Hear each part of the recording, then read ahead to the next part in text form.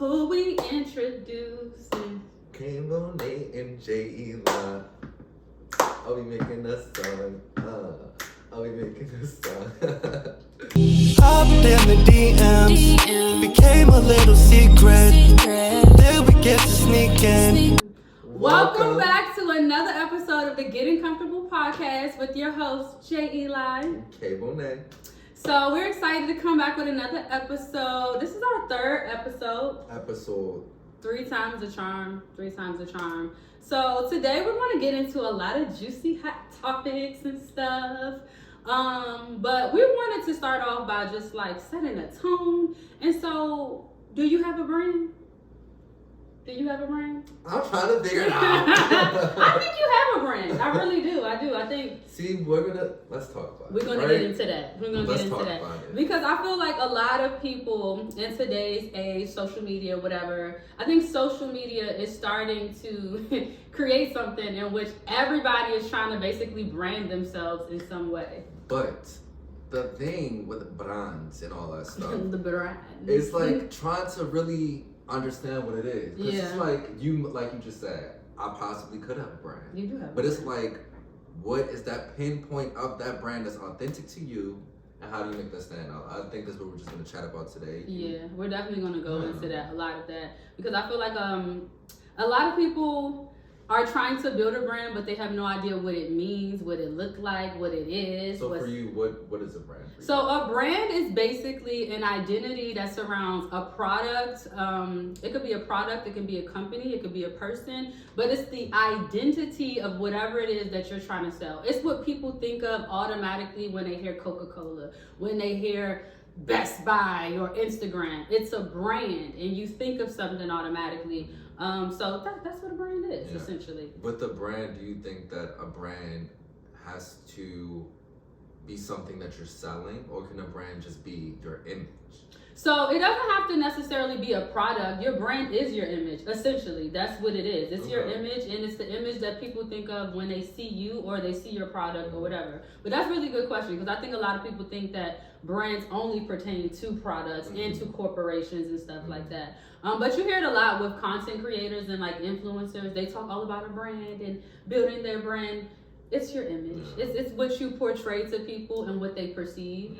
So you don't have to be selling something. You don't have to sell anything. When it comes to brands, just with us, and especially like media, music, and stuff like that, my whole thing with trying to be confident within whatever your brand may be leading towards. It's like, if you like have some type of social media presence or just anything in general that's on social media, you have some type of presence, and within that presence, even if it's just like on TikTok or something like that, you can create a brand based off of just, okay, I make inspirational quotes and posts. Absolutely. That's my brand or something like that. 100%. So I guess my question to you is, how do you hone on to that brand? Like, how do you take those key things that you may be sprinkling on your social medias and actually make that a relatable brand and stand on that? Like, I think it's like, you have to start off with actually being intentional about it. I think some people skip that step and they're not intentional. They just kind of do anything, and then that's where they get lost in the mess. So they're posting anything. They're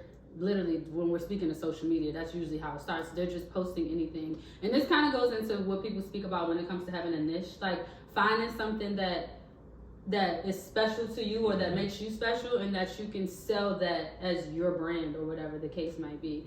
Like, for example, I feel like my brand is inspiring people to heal, create, and be their authentic selves. I feel like when you see me, that's what you see, because I'm either creating, I'm usually talking on TikTok or some form, and I'm inspiring people, and I try to be my authentic self. So I think people see that with me, and I get that from a lot of people where they're just like, you inspire me, you're inspiring. So I think that's my brand.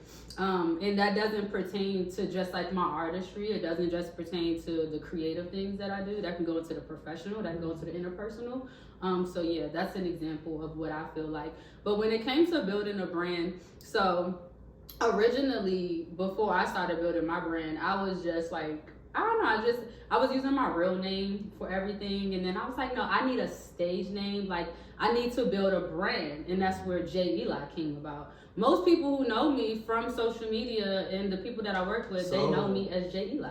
I guess what you're basically saying is, sometimes the first step is as simple as just building a name. Like Yeah. for me, Bonae, that was me making a brand without even knowing it. Yeah. You know what I mean? And kind of thinking about what do you want that to portray? What do you want that image to look like? A lot of people rebrand. Like you can have the same name, you can have the same product. We see this all the time. McDonald's, places like that, where they rebrand. They're selling the same thing, but they just rebrand the package and what it's looking like. Yeah.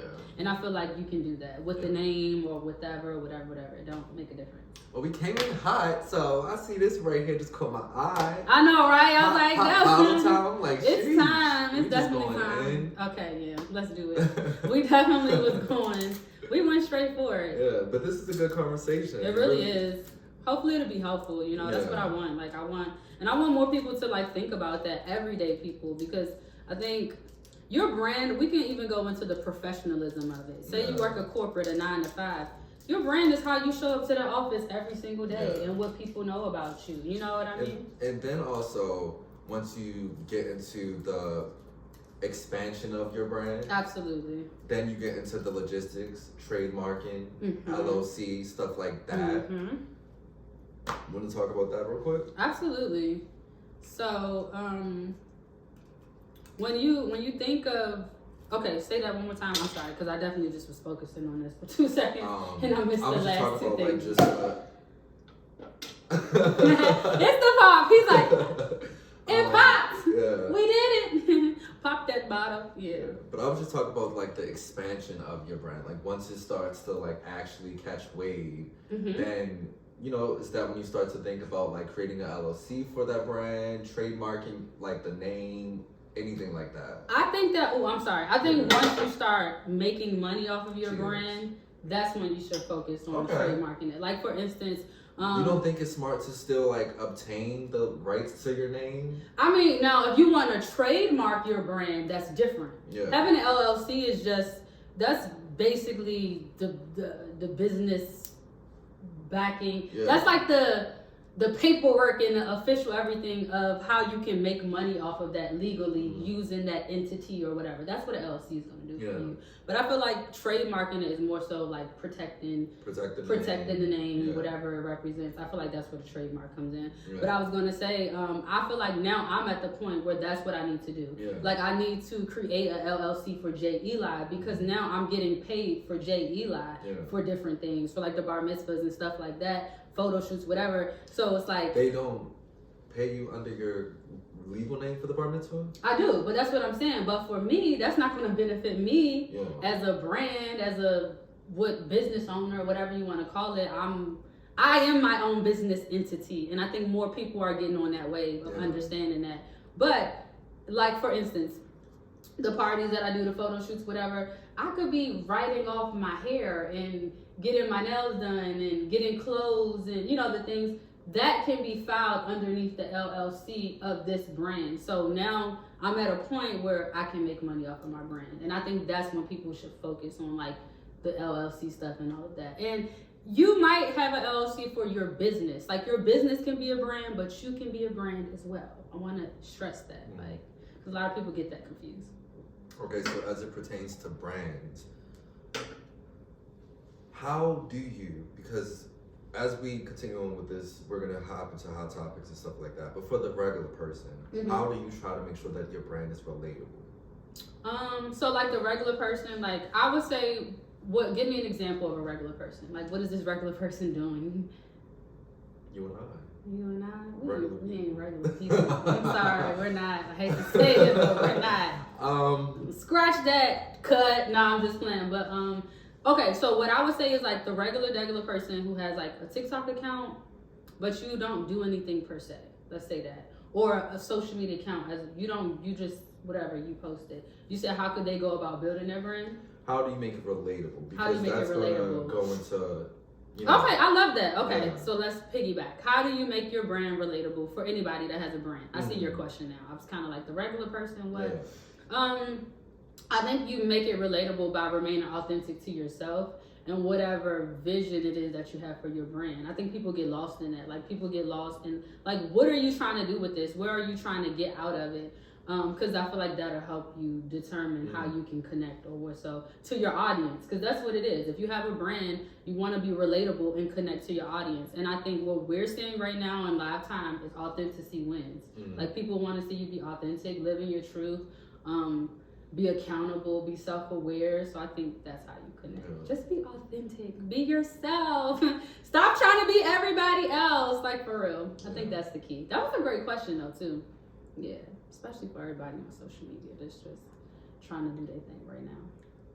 I think it's really important to have a brand so that people know how to identify you before you, let's say, you walk in a room or whatever. It's like your reputation precedes yourself. Like, your brand in a way is very directly connected to your reputation. And I feel like you have to have some sort of reputation for yourself if you're going out into the real world. Again, this goes professional career, creative, whatever. It's all about how you represent yourself. What do you stand for? This could just go into regular personal development. You know what I mean? So I think it's really important for people to think of that. Like, think about how you carry yourself and how you leave the house and how you interact with people. That is your brand. That's your reputation, and people don't forget that. Yeah. Like, it's always good to make a lasting impression and put your best foot forward. I feel like as it pertains to, like, just still building a brand. Yeah. Like, definitely go with being authentic. You just have to be personable with yourself first. I feel like if you're personable with yourself, then it's easy to put that out in the, I agree, internet, whatever you want to call it, and people hopefully will gravitate towards that. But the thing with branding and, like, social media presence or anything like that, there's always going to be half and half. There's going to be people that see it, get it, attach themselves to your brand, relate to that brand, support that brand. And then, of course, there's going to be people that just see it, don't get it. Yeah. And I think that's a part of building a brand. Yeah, but I think consistency is what make anything stick. Absolutely, 100%. Even if your brand isn't as strong or it isn't as straight to the point as you think, if you're consistent with it, I feel like the brand it'll build up. Yeah, it'll build itself up. I agree completely. I struggled with that so much when I started building my brand. And I think a lot of people have struggled with this because you see somebody else doing something one way and you think you need to do it like them. I think that's what we're seeing all over the internet right now. It's like everybody feels like they have to do the same thing that the next person is doing or have the same approach. Yeah. When it's like, no, do what works for you and stick to that and stay consistent in that, because that's going to be your brand. Yeah. But you can't build your brand trying to take somebody else's brand. And I feel like that's what we're seeing right now with, like, fashion, on all levels, presentation, the way you carry, like, everybody is kind of trying to be the same brand, and we're not seeing any uniqueness. And I feel like the unique brands are the ones that stand out, whether it's a business, whether it's a person. Like, those are the people that are sticking, because they stay consistent and true to who they are. They're not trying to change it for the next person. Like, that's really all it's about at the end of the day. So as we are talking about brands, if you're good, we can go into the hot topics, because this is like... Yeah, we got a lot of hot topics. A lot of hot topics. We got a lot coming in hot. A lot to do with brands. Yeah, a lot to do with brands. We're going to start with the most recent thing that's been happening. Like, the Super Bowl with Usher. Don't do that. He ain't even watch it. I didn't even watch it? Okay. Yeah. What? Okay. I want to know your thoughts. What you think? My thoughts is... Because, hold on, let me give you a little disclaimer. Yesterday, we linked up, and I asked him, did he watch it? And he was like, no, I don't even watch it. I didn't watch it. And I was trying to get him to watch it, and he was just like, I'm not... He's not the hugest Usher fan. Let's say that. I'm going to stand on it. I'm not the hugest Usher fan. You know what I'm saying? Yeah. But I respect that man. I know that he's the GOAT. I love it. And I just... Give him his flowers. You know what I'm saying? I had to watch the Super Bowl performance, but... I just wanted you to watch it from the perspective of, like, your love for music and artistry. Yeah. You know what I mean? Like, performance. That's a whole nother topic. That's a whole nother topic. We gotta say that for later. Yeah, me, I just want to say this. I think because I'm a writer, I can tell which artist would write their music or not. Yeah. And also, I read lyrics, I look at the writer's credits and stuff like that.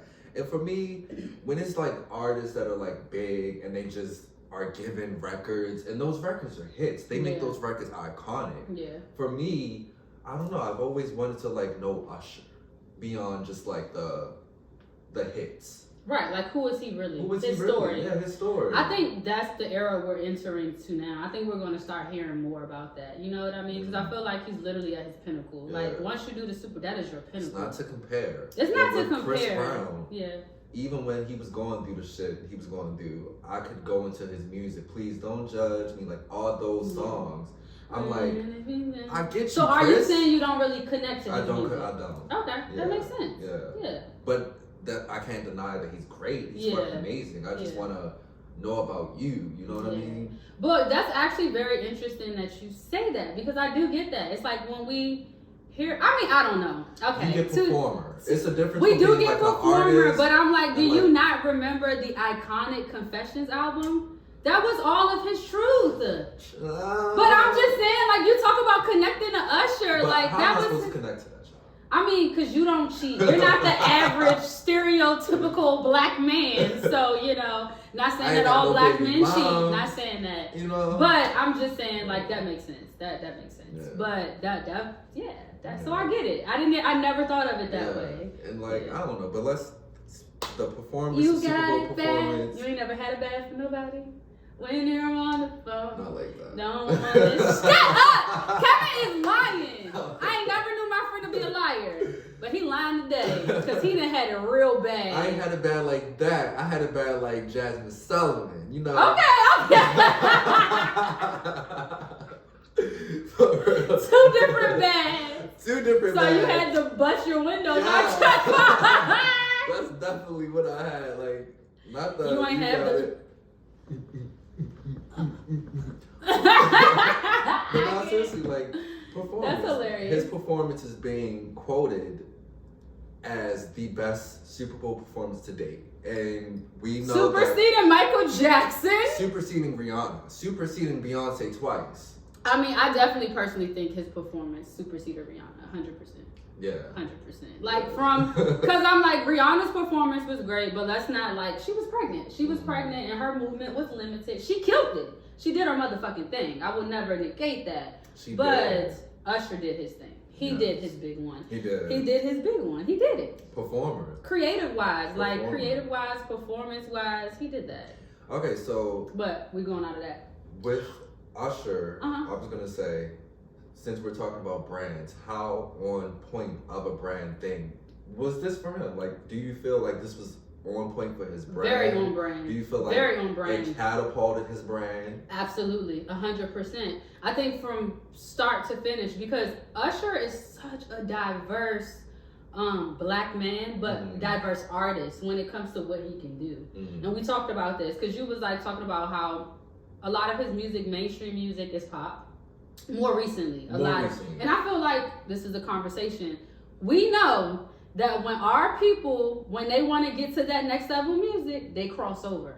This is a thing. This is a thing. We've seen it with Nicki. Yes. We've seen it with Beyonce. Yes. And I feel like that crossover from Usher. Usher started off as an R&B artist. That's what we know him for. We know him I guess I gotta go back to his like you do. actual 90s You gotta go to his albums. catalog. Cause like you gotta go to the Usher I know Usher from like Confessions and up. Nah, nope. You gotta go back to 8701. Like you gotta go. Yeah, that was like one of his first albums. I could be 8701. I'm not fucking it up. I'm like, come on, 8701. That was the first album I got. Like, I love Usher, I really do. But yeah, no. So I feel like that speaks volumes. But I do feel like this was very on brand for him. Yeah. It took us through a whole timeline of his eras, and he started off, you know, with the beginning to the end, and it gave us a little taste of everything, and it showed us like the evolution of Usher, even going into him roller skating and bringing that taste of the South of Atlanta, and like it was epic.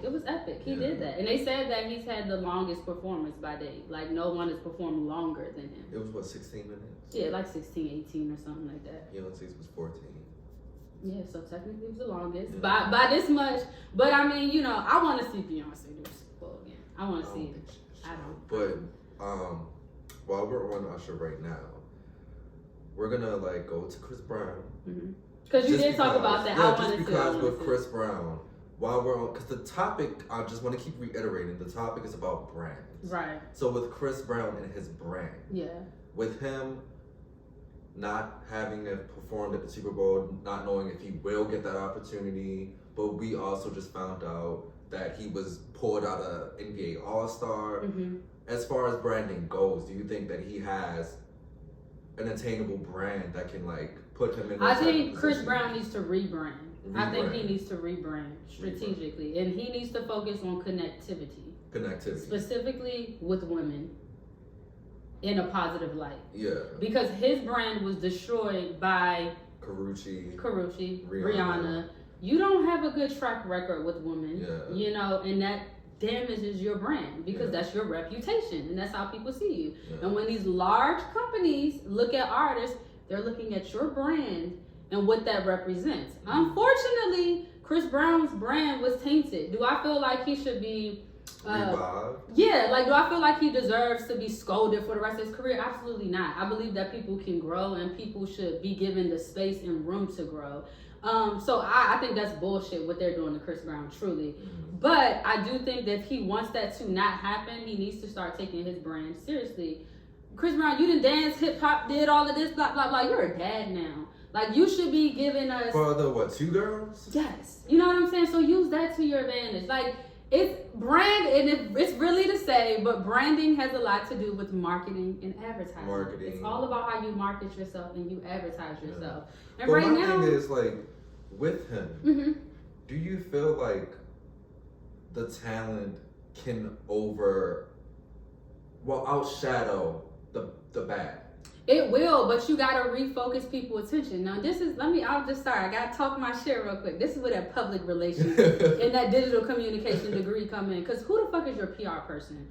Yeah. Cause do you feel like your PR hat, would you have been cleaned that up? Hell yeah. And how would you have approached that? I would have approached it as, we're gonna have you doing community activities. We're gonna have you at the Essence Fest. Yeah, you know what I mean? We're gonna have you in spaces where women are talking about the things that they've dealt with. We're gonna have, like, you gotta, it would have been a whole, 360. You would have been doing interviews. We would have had you on Ayanla. We would have had you know what I mean? Like, that would have been a good one. It would have been great. Yeah. We're gonna take you on a therapist show. Not Gayle King. Let's do a documentary of you changing your life around and you going into therapy and doing wellness. Like, at least fake the funk. I'm not saying that, and y'all don't want to hear that, but that's what y'all favorite celebrities and artists are doing. They do have PR teams behind them that are moving and pulling the strings and telling them each and everything to do. And whoever his PR person is, I don't think they're doing a great job.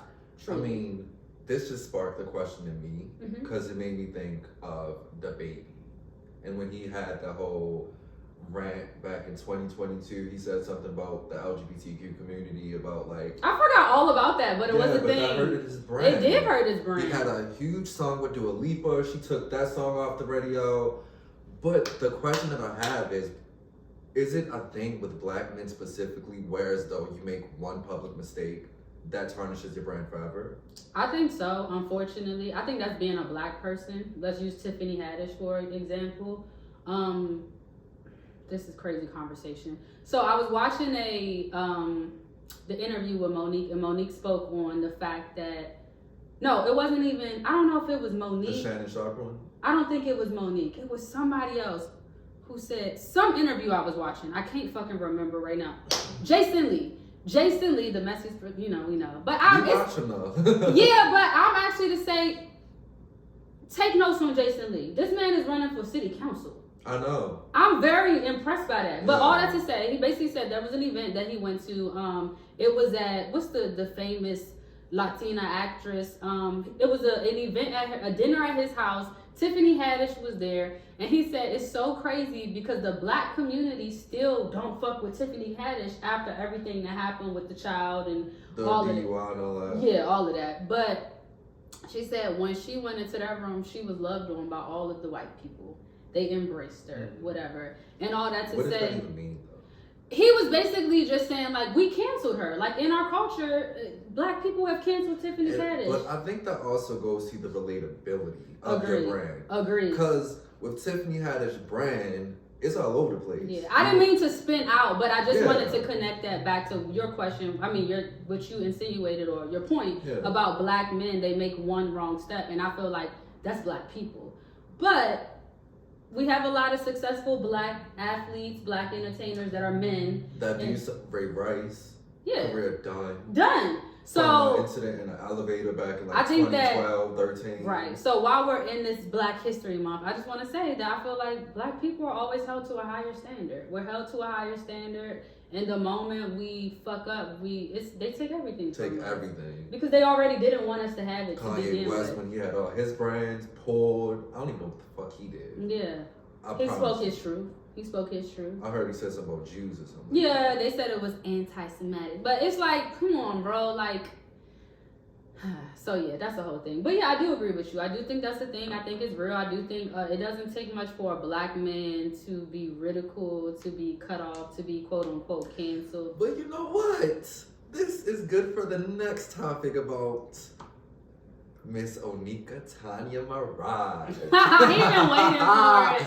He been waiting for it. Tanya Mirage. He said, let's get into it. Since we're talking about brands, and we're talking about getting ridiculed. I don't know if you guys know, but Miss Onika, she was nominated and won, quote unquote, a Grammy for Barbie World. Right, and they pulled it back. That's insane. I They think that's pulled crazy it as down. hell. So that's crazy. That's actually insane. When it comes to just like the insanity of being, I guess, a prolific black person with money, but still being able to be punished, spanked by the people, the powers that be. How do we feel about that? How do we feel about the personal aside from her personality and all that? How do we feel about the fact that you are essentially blackballed for continuing to perform on the night Whitney Houston died, which was what, 14 years ago? Yeah, that was a long time ago. 14 years ago. All the records you broke as a black woman in hip hop. Will never be another black woman in hip hop to do what she's done. I don't give a fuck who you are. That's Meg, true. none of these girls will never have the accolades. So to be that and never have. Well, I don't think we can say you will never have, because I don't think so. I don't think so. You can't. But what I'm saying is we still gotta let their careers play out. I don't think so, child. She was making numbers. They've been in the game. She was. Longer. I agree. Yeah. I'm with you, but I'm just saying the reality of it is that we gotta let it play out. That's all I'm saying. We still got. So how do you feel about time. I think about that particular situation specifically with Nicki and just like being snubbed because she's never won a Grammy, right? Honestly, two things. I don't think the Grammys was like made for us, and I don't think it was made for hip hop. So like, let's just start there. That's why we have the hip hop awards, why we had the BET awards. We had to create our own space to celebrate. We were just talking about, my bad, I just want to put this in there, how Usher didn't even get to be on TV when he won his awards. Yeah, and he only won like one, right? Or four? Okay, I'm sorry, I keep saying one, but it ain't enough. Yeah. For what he's done, I don't think it's enough. I'm sorry. So when we talk about these, even the Oscars, the Emmys, but speaking about the Grammys, I don't think it was made for us. I do understand that there is a board with the Grammys. They have an actual board. The Grammys is a business. Like, let's start there. It sounds like fucking councilman. It's a corporation, but we didn't know that. We thought it was just an award show, but it's not. We don't even vote. The public, we don't vote. We don't vote. We don't vote for real. So now that we understand that it's a white corporation and that you have white people that sit on this board, we understand that it's not for us. So I'm not shocked anymore. I was shocked before I knew that. But now that I understand how the Grammys work, I feel like we need to work together to cultivate our own thing, our own system. Like, black people need to come together, black artists, black entrepreneurs, black celebrities, whatever. We need to create our own, specifically within music, but in other things. We need to create our own kind of like system, or, accolades, whatever. We need a program for that of our own outside of the BET Awards, because that's white owned. Like, we need something that is truly black owned, black centered, where we can truly give people their flowers. But as it pertains to the Grammys and Nicki in this particular situation, I think it's just fucked up. Like, true, ain't no other way to put it. Have you ever heard or seen the Grammys put in the Google Wiki Twitter. Absolutely not. You won a Grammy. If and then I take was it back Nicki, and say, my bad, Killer Mike won this Grammy, not you. Yeah, and it's like, who the fuck is listening to Killer Mike? I love Killer Mike, but nobody listens to his. I mean, clearly they're trying to act like people listen to his album, but I didn't hear nobody talking about that shit. But I remember when Pink Friday 2 came out. You know what I mean? I remember the hype behind that. I remember the internet, the Gag City, all that stuff. Yeah, no, I think it's sad. But honestly, if I was Nicki, you need to start fighting legally. Like that, I would have legally pursued this particular situation. Because there's no way. There's screenshots out on the internet. There are people who video that they put this out. There's no way you can say that was a mistake. Yeah. There's no way. Yeah. Like, you know what I mean? So let's fight that legally. Legally, I personally would have fought that. Yeah. But, how do you feel about Bigfoot hits? How do you feel about Ari? How do you feel? How do I feel? Yeah. I feel like, why do you always ask me first? I don't like that. Like, Because I want your thoughts. I have my thoughts. It's about Nicki. You know how I feel about I know. But I'm like, but you gotta share your thoughts too. But no, I mean, I don't know. I really don't know. I personally, I don't know. I feel like I'm not a good person to give my like 2 cents on this because I really don't give a fuck, to be honest. Like, I don't care. But I understand that everybody wants to talk about it and it's a thing and all of that. It was a stuff. thing weeks ago. I'm all for women empowerment. Like, truly, I'm all for women supporting each other, adjusting each other's crowns. Can I ask you this? Why is it so important for women to be on women empowerment? Because there What is is no the thing? women empowerment. Because women are always beefing and pitting against each other and always got drama and like that's been a thing since a thing. And a lot of women Why are is that, catty. I don't know. We're trying to figure that out. No, I personally think it's because a lot of women just have like a lot of unresolved issues within themselves and it festers into their relationship. It's never like men empowerment, manhood. Well, when it it comes to the man and the woman as a whole, so men are logical. We know this. We know.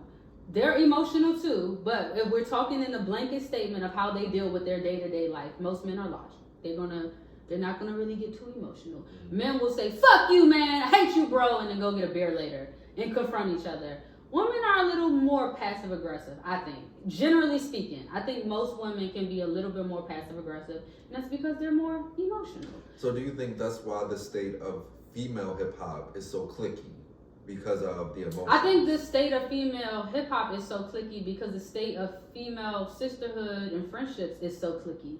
Like out in the real world. Because like with men in hip hop, you can like be Jay-Z and fuck with, Drake, but Drake not fucking with Kanye, you still gonna fuck with Drake, and Kanye not I think be that mad speaks to about men. that. I think that speaks with to women, men it's like, in general. when you're in it, you have to link up with that bitch, stay on her side if she don't fuck with that bitch.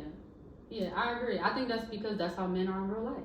Like, men and women are 2 different things, and I think until people can really get that through their noggins, it takes a person to really you gotta truly understand a woman and understand a man and their individuality, just like what that looks like, to really, I guess, process these kind of topics that we're talking about. Because like I said, I feel like when it goes to women, I don't feel like all women are catty. Like I said, I feel like the women who have unresolved issues, the women who are insecure within themselves, the women who, you know what I mean, need to heal and work on some things, I feel like those are the catty women. Those are the ones that go like this and have all the drama. Like, my whole take on the Bigfoot and his thing, and just women in hip hop in general, I feel like both records, well, as it pertains to that record didn't stick with me. Not because I love Megan Thee Stallion. I love I was about to say Bigfoot. I love Big Old Freak. That was my shit. Her mixtape, Hot Girl Shit, bumped it back in 2018. Tina Snow. Yes, Tina Snow bumped it. Tina Snow was that shit. But the diss record itself, I felt like it was like subliminal. I know she took shots at Drake. She took shots at supposedly Rihanna. Do you feel like it needs to be direct? Yeah. Yeah. Because she said in her song, "I bet you bitches won't respond to me directly." Yeah. And Nicki Minaj responded hours later. Now, the thing with Nicki Minaj's record is, it was just a playful record, in my opinion. So, but this is my thing with the Bigfoot and Megan thing, is how do we know who the fuck she's talking about? Who? Megan. Oh, she said Megan's Law I know, but that could have pertained to male rappers. No, she was talking about Nicki Minaj. But how do you know that? You see your conviction? This is dead ass. No, I know that you said I'll be on the internet. Yeah, I know, And but I that's the watch her point I'm Instagram making. lives. Who? Megan? I watch her Instagram So you know that was about Nicki? Yes. Because she said it on her Instagram live? Well, she was alluding to it. That's the whole point I'm making, Yeah. is that everybody has such strong convictions. This goes into social media. If the person made a song and she had a strong conviction, I'm not about to argue with a bitch. No, but the point I'm making Yeah. is that with music in general and where we are in today's state and with everything, is that that's been something that's been going around for generations, where people say things and you can allude to whatever you want. It's just entertainment purpose. It is, but that's the point I'm making, is that like people, like you said, we were talking about this earlier, stands get so invested and so like both of these women are still going about their everyday lives. But it's hip hop. They was doing it since Tupac and Biggie. I agree. So all I'm saying is some people have such strong convictions. I know she was talking about Nicki. Well, I'm glad you feel that way, but you don't fucking know. That's all I'm saying at the end of the day. Yeah. Unless she says it out her mouth to you and to the world, to all of us, I said that line was specifically about Nicki, Onika, you know what I mean? Then we don't know. That's all I'm saying. That's all it means public, is she's scary. Yeah. But that's all. So that's my thing with the whole Bigfoot and all of that. It's just it's hip-hop entertainment. purposes. It's entertainment. I don't take it seriously. Yeah. I don't get invested in it. No one should take it seriously at all. We're just talking about the bars, the sport of the sport of it, literally. Yeah, I liked his. I did. I liked his. When Nicki Minaj first released Bigfoot, Do you remember his? I remember remnants. So it doesn't really resonate with you. Do you remember Bigfoot? I mean, it resonated, but I think right now where I am, period, with music, is that like I just don't give a fuck no more. Like honestly, when it comes to a lot, yes, I'm listening and I'm trying to, but am I really like when I was younger, you know what I mean? Like really trying to keep up with I'm just not no more. I don't have the time to do it no more. So I'm not as invested. That's what I'm trying to say. Do I think both of the songs were great? Yes, I enjoy his. I love the visual of it. I like the lyricism. I related to it. Nicki Minaj, I felt like her whole song was about her song. So it's like I couldn't really relate to everything in Bigfoot because everything you were saying was about one person. Yeah, well, with this record, you're not supposed to relate. Yeah, so that's all I'm saying. But I feel like with Meg, regardless of this or whatever, it was generalized. It was generalized to like, yeah, I feel that way about some bitches too. But Bigfoot, I liked the release when I heard a guy on TikTok, he mixed it. I liked that version of it. It was like a different beat. That's when I liked Bigfoot. Yeah. When I heard that other beat, I was like, okay. Get up on your good when foot. It comes to like, then I liked it. Women in hip hop, and I love music. Yeah. I'm always going to be on music when it comes to this channel, but when it comes, and I love hip hop. I love both male and female hip hop. I'm a writer, so the shit it means a lot to me. Like just to like see people write, speak their mind, all that shit. Absolutely, I agree with that. I'm just saying in terms of, because I don't want you to think I like fuck music. You know how I get that. I'm just saying keeping up with, I'm not invested in that. Yeah. You know what I mean? But I was going to say my thoughts on women in hip hop. I feel like, for me, I hate that it's like not given the same respect as men, because men really be dragging when it comes to like records they make, diss records, and just like the amount of fuck shit they're able to do. And I feel like women have been carrying hip hop for like the last 5 years, especially. But you know what's crazy, Kevin? Is like I agree with that statement 100%. But like if you were to talk to like the average heterosexual male, they're gonna debunk that. Like they're gonna debunk that, but they're not on the radio. So right, but that's what I don't understand, because I've had this conversation with like other male friends or whatever. And they it's talk like, about the same shit. They're not actually making the trends in hip hop. Yeah, but they always disagree with me. Like they're always like, no, and I'm just like, but what men are out here? Like, what are they doing? I don't see them. I checked I think it's because a lot of these men listen, but they don't check that. They're not looking for stats. They're not looking for numbers. And that's how hip hop was back in the day. It was. Because the thing is, with hip hop, most of the greats, you're not gonna be like, oh, he got 5 number 1s and Billboard Hot 100s. Like, it's definitely a difference. That's how it used to be. Being like a hip hop person and then being like a mainstream hip hop person. But this is the thing too. It's like I feel like some of y'all gonna fight me on this. Some of y'all gonna fight me. But I feel like trap is a whole nother different genre from outside of hip hop. I feel like trap was born out of hip hop, but I think it's becoming something of its own now because it's not measured the same. And a lot of these young men, that's what they think is hip hop. It's trap. And I'm just like, they not saying nothing. They don't got bars. They have no lyricism. Like they're not, I could do this shit. Like I could, I'm stuck on my dick, bitch, bang, gang, gang, gang, gang. That's what it all is. But seriously, that's what most of these young men and men in general are appreciating. They appreciate that. And I'm just like, my inner thoughts is auto-tune ruined it for the men. Auto-tune ruined for the men and just trap. I think trap. I really do. Because it's like, I think trap should have stayed in ATL. Should have stayed at ATL. I like trap music. Don't get me wrong. ATL people, they created They it. They did. But now it's like, I don't know. I like trap music. I don't want to think y'all I hate because I still listen to my shit like and all of that. But I just think that it's gone completely out of hand and it's taking the eye off of real hip hop. Like people aren't focused on real hip hop anymore. Yeah. And that I can't stand behind that. Like hip hop used to be conscious. when we was coming up. It used to be real storytelling. But specifically when we were coming up, it was the most dominated genre in the 2010s. Mm-hmm. The number one genre. I'm sorry, to be correct. I mean, hip hop still is though, to my understanding. It's not. Is it pop? Mm-hmm. Oh. Hip hop is not the number one genre anymore. Really? That's why interesting. Nicki Minaj be upset.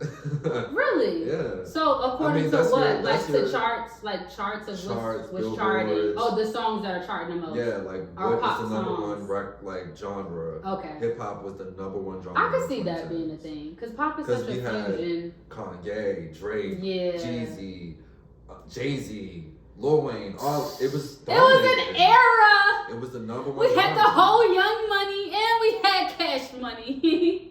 No, it really was an era though. That's crazy. I didn't know that. But that makes sense. Yeah, that makes a lot of sense. Now that it's just like it's sad to see. Yeah. And like we don't have anybody, particularly like in our generation, that's like, I don't know, really doing it for me. I don't know. That's how I feel. I'm trying to tell you. I'm 28. I could be old. You know what I'm saying? So I really don't know who the young kids is right now. But to me, hip hop was like that. Yeah, my boyfriend, he loves a lot of trap music and stuff like that, of course. And he keeps up with all the trap rappers, and I made a joke about him, and I was like, yeah, you listen to them Gen Z rappers. Like, you're a Gen Z hip-hopper. What is a Gen Z rapper, though? Trappers. They're all trap. Gen Z listen to straight trap rappers. They don't, you know what I think? I think different groups of Gen Z listen to different things. Like, I feel like your hipster, they might do like the lo-fi hip-hop type shit. Like, there's different, you know what I mean? I'm not gonna act like there's not different sectors of hip-hop that still exist and that people are listening to. There's some types of conscious rap like that. Some people are still there, but I'm talking about like the masses, what the masses are consuming. My nephew just turned 18 last year. He'll be 19 this year. Everybody in his group, they love Playboy Cardi. They love everybody that signed to Playboy Cardi, and all of their music is like that. Yeah, trap, trap. Like that's the sound. That's what it's that. It's like I can't explain it. I gotta break it down on a technical level. I like NBA Youngboy. NBA Youngboy is cool. I like him too, but he makes me want to cry sometimes. Like he's like raw waving me a little bit. Like he just make me feel like my life is so stressful and I gotta make it out the hood. I like NBA Youngboy though. Yeah, I like him though. He's cool. Yeah, he had that one song. He's not bad. I have nothing against NBA Youngboy. It's just he a little trill for me, a little too trill. Like. All right, well, let's. And the vibe. Can we talk about this real quick though? Yeah. When it comes to music and when we talking about this, for me it's like if we getting on the deep level of music, all music has a certain frequency and it all makes you feel a different type of way. Yeah. And when I listen to trap, Chief used to make me crazy. Yeah, same. So when I listen to certain different artists, specifically within the trap music puts me, and I think it's really interesting. This needs to be said on this, specifically for the people out there in the masses.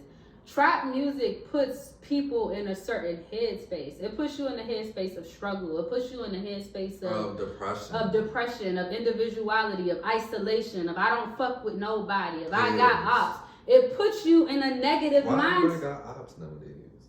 Because of the fucking music. Who are your ops? The bill collectors. That's your ops. The fucking financial aid people like dead ass, and that's why they're cousins. That's why the youngins is catching on to that shit. That's why they fuck with that shit, because it make them feel mad about some shit they ain't even gotta be mad about. This speaks to the younger generation that y'all growing up in houses and your parents got your iPads and Jordans and shit, and y'all relating to this shit. Where's the struggle? So now it's creating like delusion, and people are thinking like, oh, I had it, so you had it bad because your mother went to college. Like, come on. So that's my ick with trap music, is that it's putting people into spaces that they're not really in real life. So you don't really, that's not your go-to when it comes to hip hop? It's not my go-to. I would say maybe so. Maybe. I don't know, I listen to everything. I listen to like old Lil Wayne. I listen to a lot of old Lil Wayne. I love Lil Wayne. I could do Drake. I like Drake, but that's not trap to me. Like, no, I'm not big on the trap. I'm sorry. I'm not big on the trap. Do I listen to artists? Do I have them on there? Yeah, but on a regular, no. Not for me.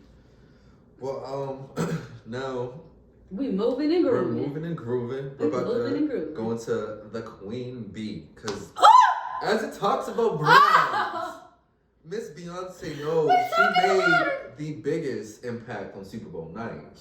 Commercial. She sure did. Announcement of a new album. Following 2 new singles the next day. Do you think this was on brand for Beyonce? Very on brand. Beyonce's brand, I would say in the last 10 years, ever since she released the self-titled Beyonce album in 2013. The surprise drop that had the full video visuals with it. That set the tone for how she was coming, I feel like. So her brand would be to surprise. I think her brand is a surprise. I think she, like, a part of her brand is like, she likes to infuse the element of surprise, and she's the only artist, I don't know who else we can say, that still treats media how it was back in the day.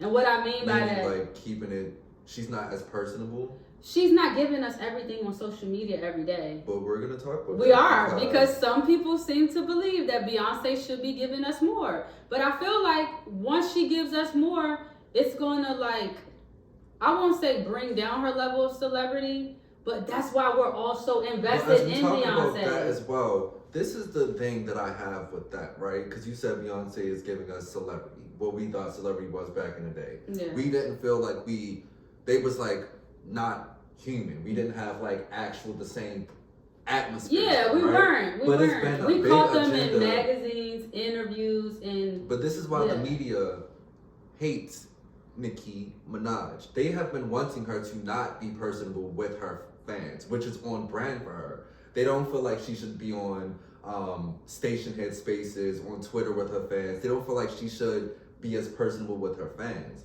But you see how her music and everything she do sells. And with Beyonce, with her stuff that she do, it's not personable. I feel like she's good on the music. She's good on like the just being Beyonce. But when it comes to products that she push, when it comes to her brand as a businesswoman outside of music, it's not completely different. It's not connecting. It's not connecting at all. So why is that? I think it's like exactly what you said. I feel like it's like when we were just speaking to with like personal brands and stuff like that, that's really different outside of artistry. Like that's a whole different thing. When you jump into business is all about your consumer, all about the person that's buying your product. Yeah. And if you want people to buy into your product, like we said earlier, you gotta connect them. You gotta make them feel like, oh, that's a problem that I have, and you're attacking that problem. Oh, and you had the same problem I had. Oh, you had issues with your hair, Beyonce. What? It's dry. It keep breaking off. Your shit is thin when you take out your weaves. Like, appeal to us in a different way when it comes to your business and your products that you're trying to sell. And that I agree with completely, because like she had the perfume, and if you see, I was about to list. She tried her brands that Beyonce has tried to push on tours. Beyonce had a cell phone back in like 2005. What was it? That was like, it was like the flip one. It's kind of like the Nextel, right? She put her name I wanted it so bad. She put her name on it. It was like pink, right? Yeah. Yeah, I wanted that. Ivy Park. We seen Ivy Park from 20. Oh, don't skip over the House of Darion. Oh, okay. Ivy Park, House of Darion. Mm-hmm. She has hair product that she got out right now. These are things that Beyonce attached. Well, I don't think the hair product officially launched yet. She launched the website for it, but it's launching this year is what I'm trying to say. Yeah, I think like the end of this month or something. Yeah. It's supposed to start going on These sale are or things whatever. that Beyonce attached her name to, and one that you would expect would have been the biggest was House of Darion. Yeah. And we see how. Because House of Darion was like a baby fat. It was Yeah, like a we baby see fat. how Kim Kardashian, to go into that, everything she do, it's on brand for her, right? It's Well, selling. I think, but that's two different things though. Like, so their brands are in two different. So like what we're speaking to. Even as rich as Kim is, though. Right. Beyonce's brand is you're a music artist. That's Right. what we know you as. So you think that can't translate to sales? I think when it can comes to- translate to sales, but now you're going to have to shift your position with your brand as an individual, as Beyonce, just yourself. Well, I find Because- it unique that, sorry. No, go ahead. Go ahead. I find it unique that Beyonce is like doing what most people were faulting Nicki Minaj for doing. Now What's that? Beyonce is on Station Head. Now she's on Twitch. She has both accounts. She didn't post shit yet, but she has an actual account for Twitch and Station Head, which makes you think Beyonce. It's coming. She's trying to be more I personable. think she is. I think she's definitely trying to be more personable, and I think we've seen that in the Renaissance tour, just with how she interacted with her fans and like the internet and stuff like that. I think that we are shifting to a time where this is the thing, because there's certain eras. We didn't have social media 10 years ago to the influx of what we have it now. Looking at what Instagram, Facebook. Yeah, that's it. But I'm saying we weren't using it to the capacity that we're using it right now. Like the amount of users that are on it, the amount of campaign, like we're it's the go-to now. And I feel like Beyonce, in my perspective, I feel like if she wants to appeal to people outside of her music, And it's the people that she really needs to appeal to is black. agreed. That's what makes Agreed. everything. So I'm sorry, guys. Yeah. It is. I think if she wants to, because the way I see it, it's like if Beyonce, we're going to get the music. She's going to keep giving us And we music. know that that's on brand. That's nothing, right? But everything else is like, even with the thing is, even Everything with the else- Ivy Park, it's almost like Beyonce make herself too exclusive to her, to like. Even with the drop, you were sending in out celebrities. Your peers. Yeah, and it's not Crazy. even so you're not thinking about the That consumer. should, if you were really gonna attach your name to Adidas, Yeah, make it affordable. Agreed. Make it cute. Agreed. Make it in the fucking store so people can get it. yeah, but you didn't. You You sent made it boxes exclusive. to- You made it really exclusive. Yeah. So I feel like where we are now as a whole, and we speak to this a lot about all artists and creators, we are switching to a time where people want to see who celebrities are in their everyday life. That's just what it is. Unfortunately, the internet fucked that up. But that's where when we you are. give them too much. When you it give them makes too you much, A Nicki Minaj. it does. But People don't like and it. I don't think that's nothing. Nicki Minaj is gonna be fine. Like Yeah, let's I just know. start there. She's gonna. We ain't worried. Nicki's I know. gonna be okay. It's just this is entertainment. This is how it works.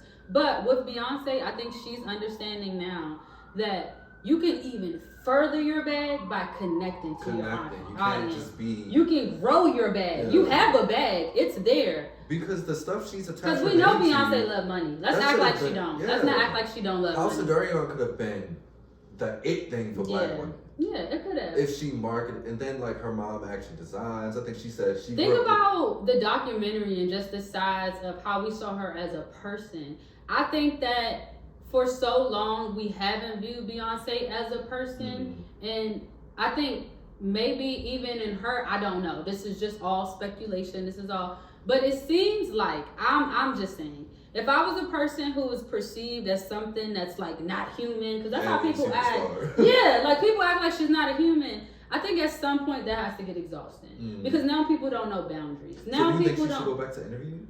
I think she should, and I think she will. I think we're about to get a whole nother era. I could be wrong, but I do. I think we're about to move in a different era of Beyonce. And because what did we talk about last night? Stepping on people's necks and coming for people. I think Beyonce's about to enter the game again. Yeah. She about to start playing the game. Yeah. Oh, you bitches want to do podcasts? Okay. Wouldn't be surprised who podcast she does. Yeah. You know what I mean? I do. I think she's going to give us. We might not get as much as what some people want because some people don't understand boundaries and that we don't need to know everything about her life and see everything. But I think she's going to start giving us more. I do. Because that's the only way I see this working. Even to the country music and stuff like that. Yeah, I was about to go into that topic. With the country album. And not only just the country album, but Beyonce's comparison online to Taylor Swift. Yes. Both of these women, pop, country. The But I think comparison- white people compare them. Honestly, I don't think black people compare Beyonce to Taylor Swift. But why do you think white people want to say? Because I said this yesterday. Because white people always want to want say something, that and they she's don't have nothing. above Beyonce, and like I was saying yesterday, the years don't match. Yeah. So if I'm Like in I here- said, white people want to have something. They always want to have something, and they don't have nothing. A lot of white culture don't stick. A lot of white famous people don't stick. We don't care about them because it's nothing appealing to you or what you have to offer. Hate to say it, Taylor Swift, outside of the hit songs that she makes that people like, you're not an appealing person to black people. Beyonce is appealing person to all people. And that's what they want. So they gotta try to, you know what I mean? Black people are not comparing Beyonce and Taylor Swift. There was a statement though We are not. that said that Because we know who's superior. Hate to say it, but there we was know a statement that performance and talent wise. Taylor Swift is more powerful than Beyonce, just because she White privilege. She helped the NFL accumulate $330 million. Yeah, she did, but Beyonce's husband also owns part of the NFL. No, we're talking about Taylor Swift and Beyonce as individuals. As individuals, agree. But what I think it is her white privilege. That's her power. If Taylor Swift was black, come on, bro. Be for real. Be for fucking real.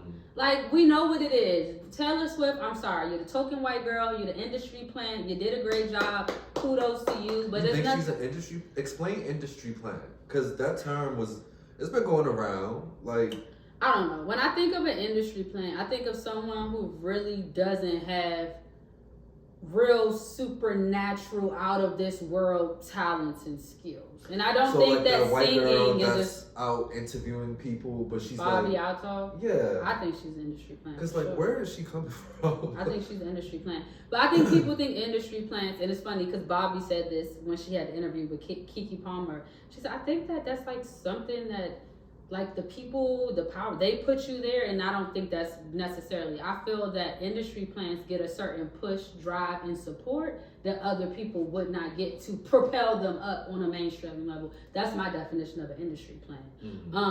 And it has to support whatever the bigger agenda is going on, which we know there are the agenda agendas. isn't the industry, like the person that's being planted. They don't know what the agenda is. They're just going along with the ride. Yeah, I think they don't realize that they're propelling it. I think some even do. If we want to get into MK Ultra and stuff like that, like, Yeah, I don't know what that is. yeah, gotta go do your research. They know. Some people out there know what the fuck I'm talking about.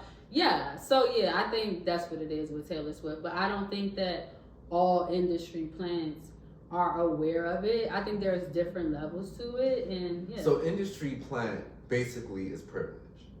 I would say privilege, or like people. I think that there are some people who believe in the literal definition of industry plants. Like, no, you were literally plucked out and chose to, like, they chose you type shit. And to that degree, I think that's a thing as well. I think in it some is. cases. I do. But I can't speak to them because, like I said, I can only.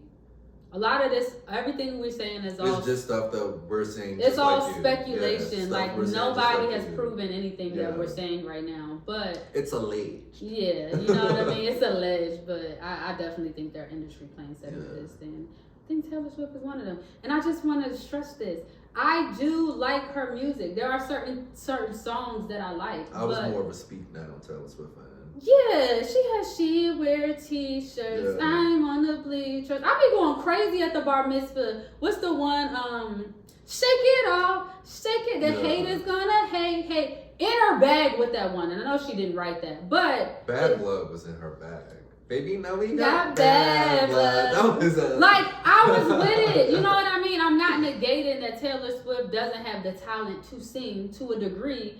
But when we talking about dancing, performance, creative, like, no, you're not there, baby. I mean, there's definitely people out there that would like literally try to. I know they would. And I don't give a Debunk that fuck. shit. I don't give a They'd fuck. be Like, nah, Taylor, she got more pull on Beyonce. waste your time. Do it. As far as Do Beyonce it here. go, Clickbait. We're going to put Taylor Swift in the title. literally. We got to get that clickbait. As far as Beyonce go, the country album, even though it's a country album, I still think that's on brand for Beyonce.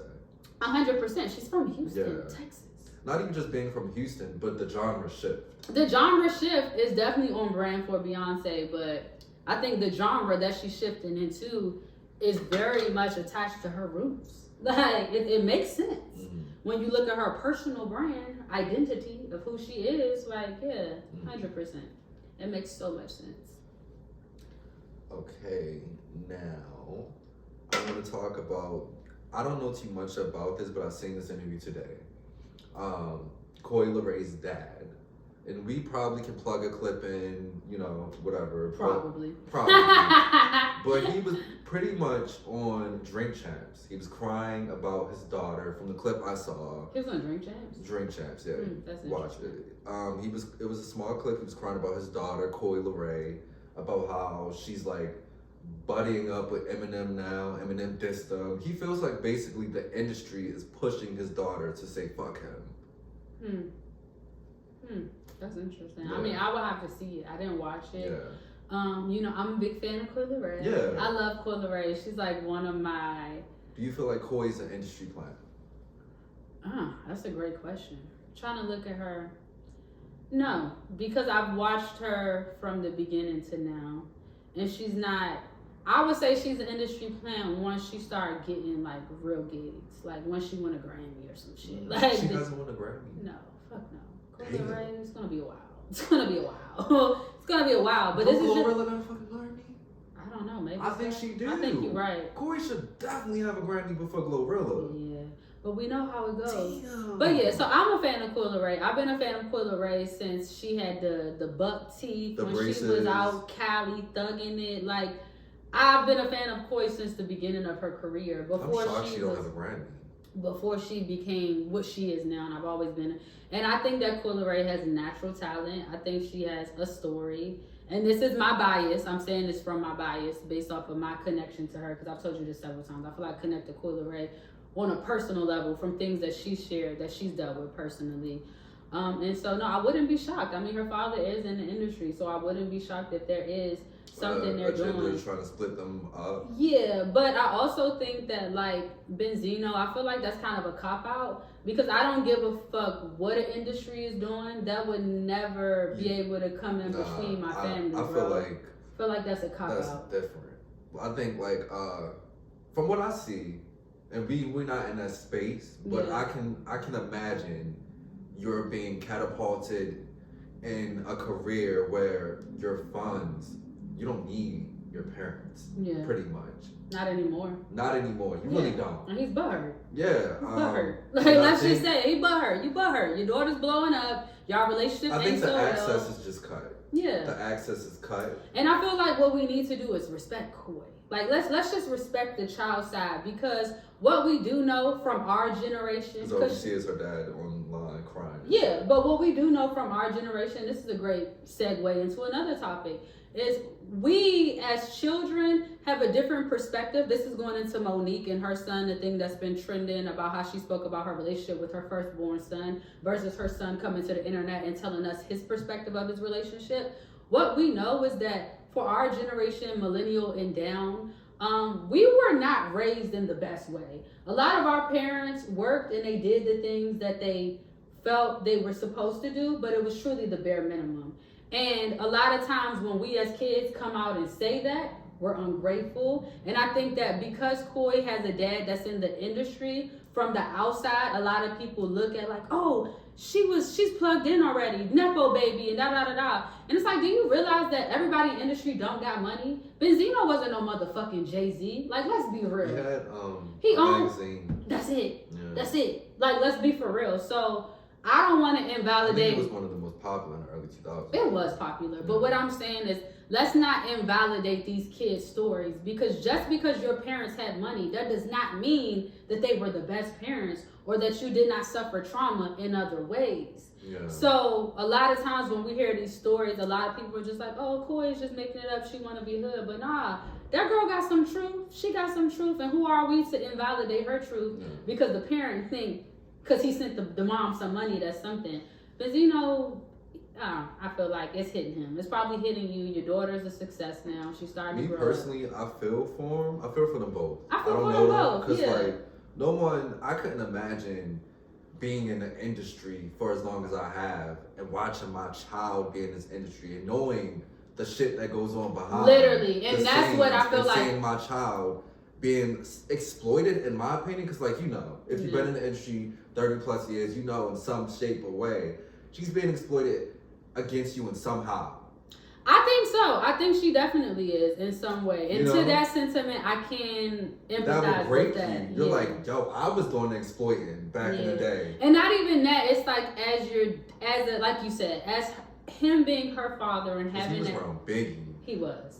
Puff and having that Daddy, experience, I think he probably feels slighted. Like, damn, like, I can't even give you the advice. Like, and that does make sense. Like, now the way you broke it down, I'm looking at it and it's like, damn, people could be getting in her ear. Yeah. You know what I mean? I could see that because this is her first go round at this. Her first go round. Yeah, so I could see that. So Benzino, yeah, I feel for you, bro. We feel for you. Feel for you. But get off the internet and call your fucking daughter. And Coy, you call your father and y'all work on that shit. And schedule a therapy session. And don't bring that shit to the damn internet.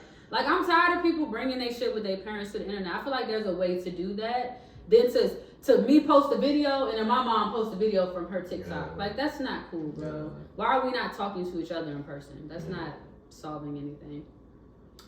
Well, I have one more hot topic. I'm ready. I'm like, keep them coming. Kanye West album Gra-ta-ta-ta. on Apple Music. I really don't have much to say about it because it's back on it now. Oh, okay. It's back on it now, but it was pulled off of Apple Music for about 2 days. I didn't know. I told you. You told me this. I had no idea. Distribution rights and copyrights for samples and stuff like that. It's actually shocking that happened though, because I'm like, Kanye has sampled people before. So what happened? Was that something in his team? Like, did somebody drop the ball? How did that? You know what I mean? Like, how did that come about? Because Kanye, he's definitely sampled people before, and this has never happened in history. So, well, it's said that it was legal troubles about violations of unauthorized samples. So he didn't authorize the samples that he was using on the album. Oh, interesting. So I need Which is also, it's really interesting because Rod Wave used samples on his album and he didn't clear them and it wasn't taken down.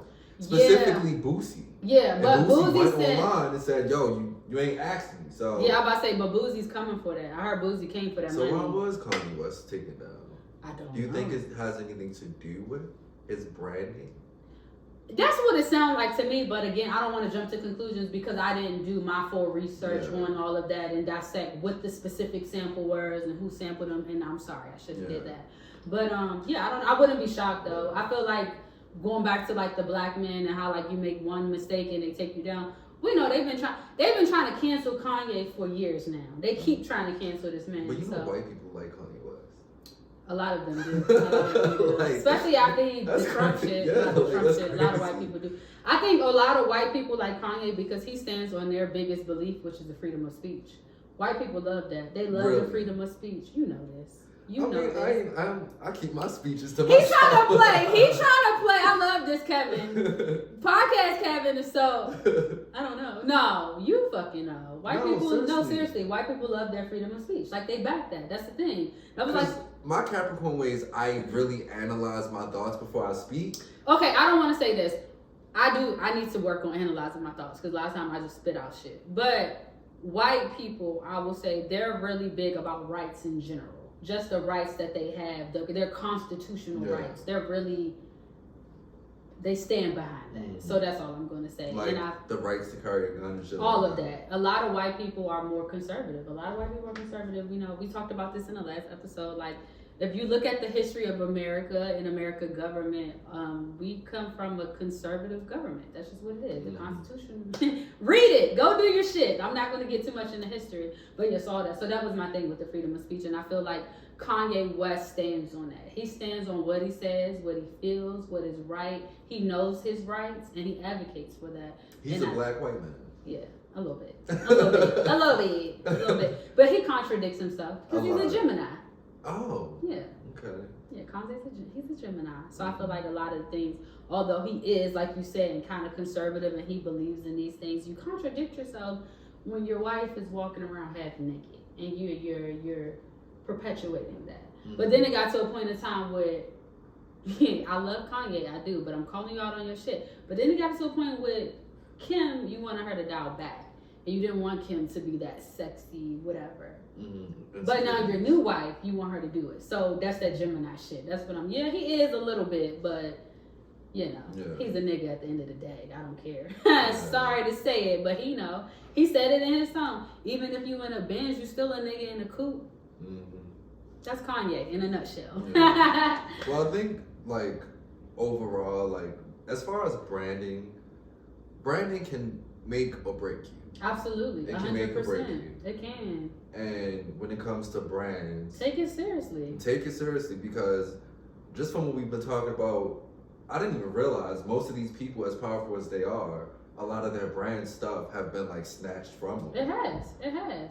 And because of it goes into being black, but it also goes into just like making sure your brand is like well taken care of. Facts. Because once you put a brand out there, you put it out there for people to be able to take it away somehow. Yeah, absolutely.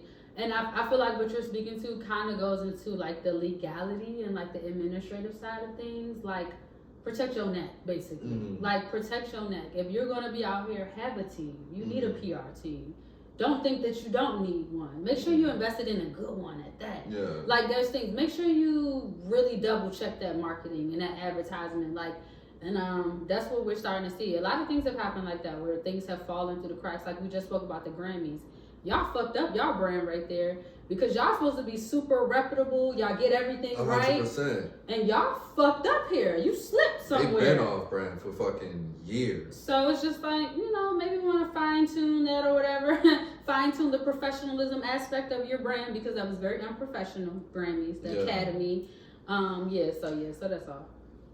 But I agree. Your brand is everything. Take it seriously. As we talked about so many people's brands this episode. And so they have like so many fucking things to like pocket off as far as brands. Yeah. And it definitely is something to inspire us. Yeah. Inspire anybody that like have something that they want to create as far as like branding. But I think the biggest thing, like I said, that we took from it is that it can be taken away from you somehow. It can, absolutely. And I think freedom of speech isn't really freedom of speech. It's not. Not when you're black. Not when you're black. That's just the truth. Like, and it's Black History Month. So like let's just say that. Like, freedom of speech is not the same when you're black. Nothing is the same when you're black. Your brand image is not the same when you're black. Like it's just not. Off point, your brand is being black. It's already. That's a part of your brand. That's your brand. Part of your brand is being black, and you need to factor that into the equation and understand who your audience is and who you're speaking to. Because a lot of people don't do that. A lot of people don't think about their audience. They don't think about who, especially with social media, where it kind of like you may have a specific audience, but now the world can kind of be your audience. You know what I mean? My question to both of us is like, as a black person, how do you make your brand universal for not just black people? I don't think I care to at this point, to be honest. I don't think that should be our focus. Yeah. I think that, this is such a great question, Kevin. Because I feel like the moment you start worrying about your brand appealing to other ethnicities, specifically white people, you become a coon. Because now you're trying to get their acceptance. And we already know that who we are hasn't been accepted by them on so many levels. But in a way, as far as like industry, I feel like if you're worried about a coin, then you do that. Then you do that coon shit. So, and I feel like a lot of, and this is another thing to say that should be said. When we talk about the industry, specifically entertainment, and these artists that we're speaking about, everybody above them are white. Like that's just the truth. Including Jay-Z. Yes, it's so funny because that was literally here. That was the first person that I thought about. Like, he got Rock Nation, but picks who go to the fucking Super Bowl, he still gotta let them know I want this. They still gotta give you the approval. So let's realize that even on a level where Beyonce and Jay-Z's are billionaire, you gotta understand there are people richer than them that are pulling the strings, and that's what I think people need to understand. Like, and I meant Jay-Z. He chooses the performers. Yeah, he chooses them. He has chosen them for the last few years. He has, and that's the thing. So just like on a corporate level, a lot of people don't really understand how things work outside of, but within entertainment, there is a corporate level of entertainment. People aren't just being rich out of nowhere. There are contracts in place. There are reasons why people are getting paid from. And most of the artists that we see on social media and stuff like that, they are getting like cash advances type Absolutely, shit. 100%. It's not real money, like it's cash advances, like it's like rentals. Almost. Yeah, literally, they getting a loan. They're getting a fucking loan for the video. They're not like it's literally. It's not what you think it is. So when you think about that, I came to this realization earlier. It kind of was like a smack in the face. I don't know, not earlier, but recently I was thinking about. I don't know what I was watching. Something I was fucking watching. I don't know if it was like a biopic or something. I think it was a biopic. I can't think of who right now, but. All of the people that like did the deals and they're white, bro. Anytime you want to do a deal, they're white. Anytime you gotta hit that ceiling of getting approval, they are white. All of these board members, is so interesting. They're white, bro. So I just think that's important to know. I thought he was the owner of Ciroc. Absolutely not. And then with the whole, Cassie stuff, Ciroc and all these things got stripped out, away. I'm like, damn, look how people. So this is so perfect for Black History Month. This goes into, and there's so many levels to this. This goes into why Black people, we need our own things. But the thing is, in this country, what people don't realize is, if you want to go buy a block, you got to go to the white person to do that. They don't want you to do that. If you want to go drop an album, you got to get the approval of the white man before it hit the radio. If you want to go on TV, it got to go through the white man. Like, and I'm not saying this to be dramatic. It's true. It's factual. Go look at these conglomerates and who owns NBC and who owns BET. And all of the Black-owned things Bill Cosby was supposed to buy it. All of the Black-owned things. Was supposed to buy Marvel. All of the Black-owned things that we think we have are not Black-owned. Rihanna Fenty, not owned by fucking Rihanna. Rihanna has a percentage of that, but there's a white company that owns her company. I didn't know that. Yes. Go look at who owns Fenty. I think it's. Did she sell it? I don't think it's Mary Kay. It's one of them. It's like a larger beauty company that owns smaller beauty companies. But she did own 100% of it at some point. No, right? She didn't. When she first started, a white beauty company, like I said, I have to check on this now. I gotta fact check myself. But when Rihanna first started, Fenty Beauty was owned by, like I said, I don't know if it was Estee Lauder or one of those, because you have these larger beauty brands that own smaller beauty brands like MAC and da-da-da-da-da. They're owned by white people. You feel like Fenty's personable as a brand? I feel like Fenty is pretty personal because she did the inclusion thing where like we have all of these different shades and da-da-da-da-da, blah, blah, blah, blah. And the product is actually good. Like the actual product is good. Fenty user, swear by Fenty. I use Fenty a lot. But yeah, so that's all. I just think that people need to understand that. When it comes to the white dollar, double think about that. Do you really want that white dollar? Because that comes with selling your soul. And if we're going to be real, I feel like a lot of these big artists have done it. Because you sign deals with these white men. You know what you're doing. Beyonce know what she doing. I hate to say it. She still signed to Columbia. She know what she doing. Still signed to Columbia. All of these, they know what they're doing. Beyonce got her own record label too. Yeah, so. Ivy Park Records. I just want y'all to know that money ain't coming from Black people. I'm sorry to say, it's coming from white people. These contracts, these deals, these advertisements, these commercials, America, which is white owned. Yeah. So like, let's just leave it there. You know what I mean? Yeah, cause I feel like we need to do a whole episode, like a whole Black History Month episode. But this was a good episode. This was great. I loved this. Great episode. I loved just talking about the brands. Like I feel like. Hopefully you guys learned something from it. Yeah, hopefully I learned something from it. And we're just gonna like talk more about stuff like this throughout the podcast. Yeah. But as far as brand goes, I mean brand awareness is just like important. Yeah. Being aware of your brand, also being intentional with your brand, being personable with like the audience that you're trying to target. Yeah. But just understanding that like once you put a brand out there, that shit can be tarnished. It can. Based upon your publicly. Actions. Once you go public, that's it. So you gotta think about it. You gotta think twice about the things that you say and da da da da. Yeah. You know, you just gotta think about it. You have to be strategic. That's the word I want to use. Strategic. You have to be very, very strategic when you are a brand or identify as a brand with everything that you do and how you operate. Because it only takes one small thing to offset everything and kind of, kill your brand. So. Well, thanks for tuning in. Episode 3. Yes, episode 3. I think this might be my favorite episode. We keep saying that. No, but the thing is, We're gonna bring games back. Yeah. We're gonna bring games back. We'll do it I know on the we did next games episode. We on did it the- last episode, so we'll do some games. We'll bring it on the next episode. Yes. But Audi. We're out. Audi. See you on the next video.